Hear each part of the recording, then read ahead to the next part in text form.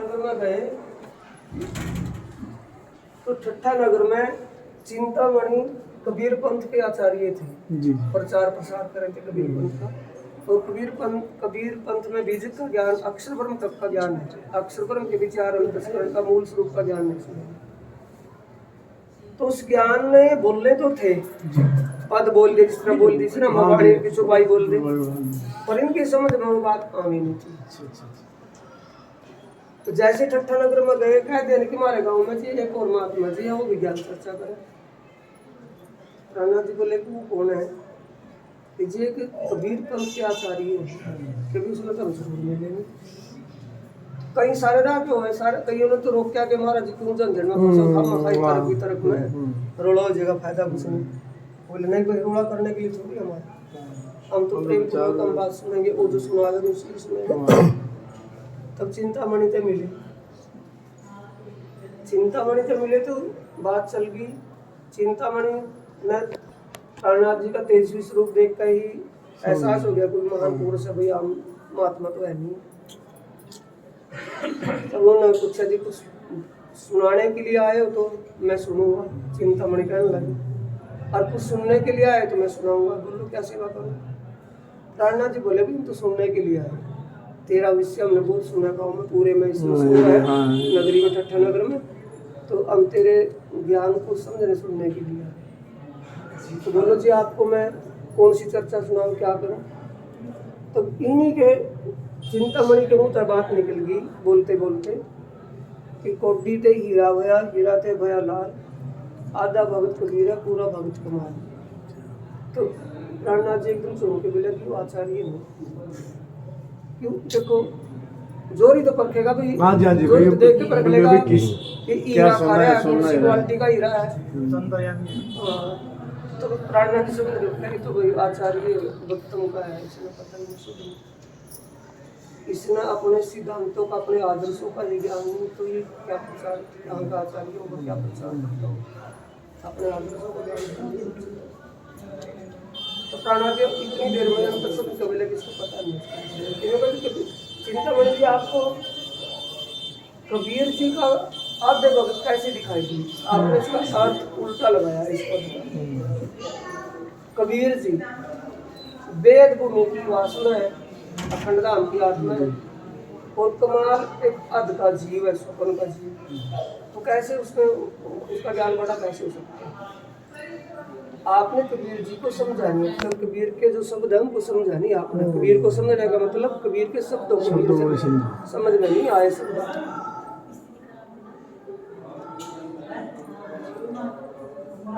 मायावी देव नेता कबीर की पंचभौतिकता में, तो आधा भक्त यानी कि मायावी तन, लेकिन उसमें आत्मा तो अखंड धाम की है, वेद भूमि की, वेद धाम की है।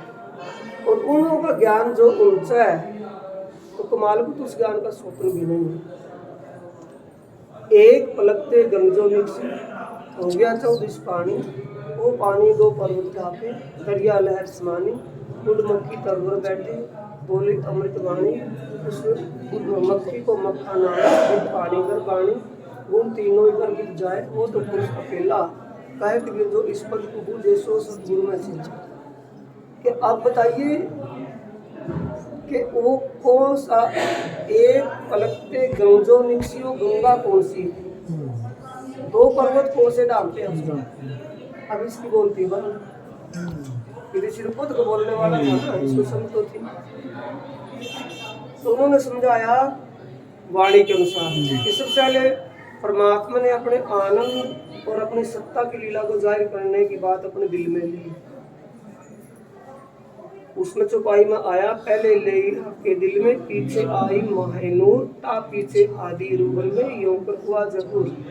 उस चौपाई का सिद्ध कर करता है कि पहले परमात्मा ने अपने आनंद और लीला, सत्ता की लीला को जाहिर करने का विचार दिल में लिया। उसके बाद उनके सत्ता स्वरूप अक्षरों जैसे दर्शन करने के लिए गए पार ब्रह्म के, उन्होंने अपने आनंद स्वरूप का उनको दर्शन करवा दिया। तो अक्षर ब्रह्म के दिल में आगे के भी मैं इस आनंद में लीला को देखा। और ये भाव लेकर जैसे अक्षर ब्रह्म चले तो श्यामा जी के आनंद सुनता और उनकी आत्माओं ने उस अक्षरब्रह्म को देख लिया। उनके दिलों में भाव आ गया कि दूसरा पुरुष कौन है, इसकी लीला ऐसी है, वो हम देखते हैं। दोनों पर्वत इच्छा रूपी जल में ढक गए। वो इच्छा रूपी जल गंगा कहाँ से निकली? राज्य के अंदर से, यानी कि राज्य ने जैसा चाहा वैसा होना शुरू हो गया। पहले ले ही अपने दिल में, पीछे आई माया। पहले राज्य ने अपने दिल में विचार किया कि मैं अपनी लीला को जाहिर करूं, इस बात का भेद बोल लूं, तो पीछे नूर अक्षरब्रह्म के दिल में आई कि मैं वो लीला देखूं। ता पीछे हाथी श्यामा जी, हाथी कौन है? श्यामा जी। और रूहन में यो पर हुआ जोहर इस प्रकार थे। वो दो पर्वत है निश्चत और आनंद, दोनों पर्वत इच्छा रूपी जल तक ढक गए। इच्छा रूपी जल कहाँ से प्रकट हुआ? उनकी इच्छा किसने बनाई? राज्य ने। पहले ले हक के दिल में, पीछे आई बनाई। एक लगते गंगे तो नीचे हो गया था उस पानी, इस पानी दो पर्वत ढाल दिए। राज्य ने अपने दिल कही, उसका स्पष्टीकरण करना है।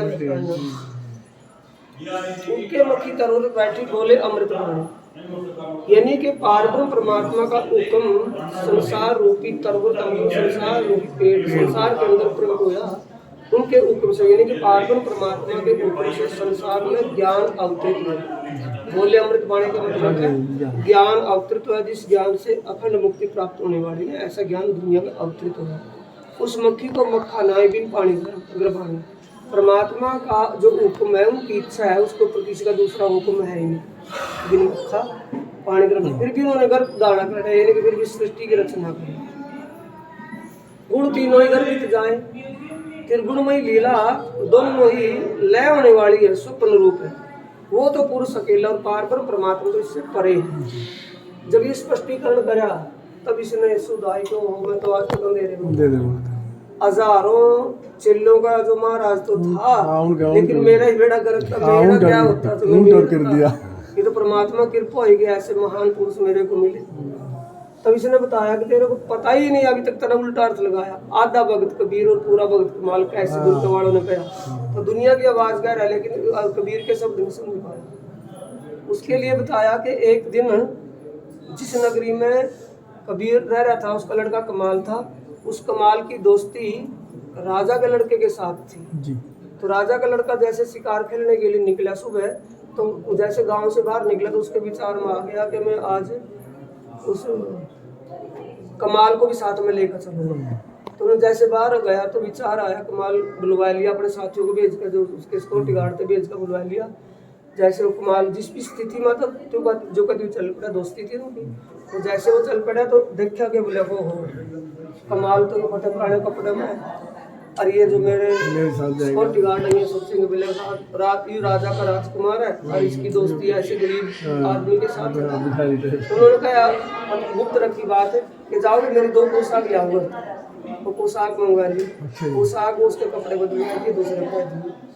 विचार आया, आगे चले जा रहे थे कि ये कब तक चलेगा, दोस्ती तो मेरी है इसके साथ, लेकिन आज पोशाक दे दी तो इसको तो उधर पूरा चाहिए ताकि मेरे समान हो। तो आगे सामने था उस राजा की तिजोरी में माल जमा कराने के लिए आदमी आ रहे थे, बूढ़े और ऊँटों पे लेकर दूसरे स्टेट तक, दूसरे इलाके। जैसे वो लेकर आ रहे थे, उन सामने तो राजा का लड़का कहाँ लेकर जा रहे कि आपके राजकोष में जमा करेंगे खजाने में, कैसा जो काम करेंगे मैं लिख कर दूंगा, और ये सारा माल आप कबीर के घर डाल पड़ना। वो लेकर सामान कबीर के घर गिराए, और कबीर की जो कमाल की घरवाली थी, उसकी कबीर की घरवाली थी, बहुत ही परसों हुई तो भाई बिना मांगे धन है गया। और कमाल जाए तो साथ में शिकार करने के लिए दिमाग में स्कीम में बना रहा, बोले कितने धन था, बहुत कुछ। और जैसे वो शाम में आए वापिस और कमाल घर गया, अपना कमाल और कमाल की माँ दोनों उस माल में संगवा के अंदर करना शुरू कर दिया। और तो बोर्ड है तो उन तक उसमें उनके घर कूद आए, उसमें बाहर आंगन में गिरा है, तो अंदर सामान उठा कर रखे हो। तब कमाल आए तो जब कबीर जी वाली आएगा देखा बोला कि आज तो और दिन तो आवाज के को उठाने पड़े थे, देर सवेरा आऊँ था, और आज तो घर में रौनक है। तो आवाज दी कि भाई देखा गेट खुल रहा, वो बोला को हो ये तो यहाँ भी आएगी भाई माया माँ ठगनी थी, माँ ठगनी हम जाने, ये तो यहाँ भी है। तो वो बाहर कभी तो यूं वाली करते गेट के, कभी यूं वाली करते कभी, और कमाल में देख लिया अपने पिताजी को बाहर घूम रहे, क्या बाहर क्यों है? तो आवाज उठाई, पिताजी अंदर आ जाओ ना, बोला भाई अंदर तो यहाँ आएगी, हम तो नहीं आ पाएंगे। हो गया क्या जी? स्पष्ट बताओ कि जहाँ माया है वहाँ कबीर नहीं, जहाँ कबीर है वहाँ माया नहीं। अब माया चाहिए तो तुम्हारे पास है, मैं क्या करूँगा, और मैं चाहिए तो इसको बाहर निकाल दो। तो वो तो मतलब सत का जमाना था, अच्छा जमाना था, पिता की जरूरत थी, फिर जी हम इसी को बाहर डाल देंगे, आप अंदर आ जाओ। और जितना टाइम ना अंदर संभालना रखने में लगे तो उसका ज्यादा उसको बाहर फेंकने में लगा, इतने में दिन निकल गया। और दिन के निकलने पर नगरी के लोग जब आए देख कर बोले भाई वो देख रहा है कबीर ने कितना जुल्म कर रखा था, माल तो अपने घर में दिखा रखा और लोग तो गरीबी दिखा रखी। और सच्चा भक्त तो ये कमाल है, तो उसने माल भी बाहर फेंक दिया, आदमी कह रहा ऊपर तो ले जाओ बैठाएगा जिसने चाहिए ले जाओ बैठाएगा। तो सच्चा भक्त तो ये बैठेगा, माल तो ये भाई चल गया था।